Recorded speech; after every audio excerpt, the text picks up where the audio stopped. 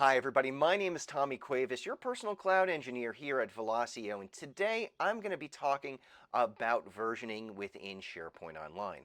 So the great thing about SharePoint Online is every file that you put in there, there is a version history that is kept. So say for instance somebody is filling out some financial documents, they mess it up, they mess up some of the formulas, they delete some information. The great thing about SharePoint Online is that it does keep a version of every document that is stored in there. Traditionally, when you used to have SharePoint on-premise, this was something that had to be enabled, but with online, it's enabled automatically. So I'm going to show you how to check out your settings for your versioning. So right now I've got my document library up on our SharePoint page, and I want to check out the versioning settings for this document library. So I'm going to go ahead and click on my settings here at the top, and I'm going to click on library settings. So this is separate than site settings, just so you're aware. You have to go into the library itself to check out its settings. So I'm going to go ahead and click on that. Now it's going to go ahead and give you this kind of preview mode where you can change the name of the document library, and if you've got data sensitivity labels enabled, you can add that to the dropdown. But we're going to focus on the more library settings. So I clicked on there. And now this is kind of the back end of our document library. I have access to change the description, names, all that wonderful stuff. I can dictate permissions for this document library. I can delete this document library. But right now, we're going to go into our versioning.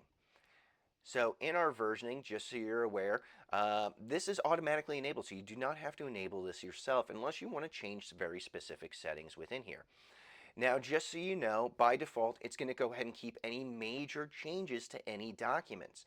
So these are large changes, not drafts or minor changes, but you can enable that if you want. So right here, I can turn off versioning, so that will disable versioning altogether. So if you feel confident enough that no one's ever going to mess around with your documents, you can go ahead and turn it off. I do not suggest it, but you can. But right now, we're going to keep it for the major versionings here. And by default, it keeps 500 versions of every change that you make to your document. So as long as somebody doesn't make 501 changes, you're good. You can recover to a previous state. So I'm going to keep it just that way, but say for instance you want to drop this down. So say for instance you have data or documents that take up a lot of data, so PDFs or videos or things along those lines, and you don't want them to consume a lot of your storage in your SharePoint environment. What you can do is you can drop this down. You can only drop it down to 100 versions. It's either 100 or it's off. So the lowest I can go is 100. And then you also have some other features in your versioning as well.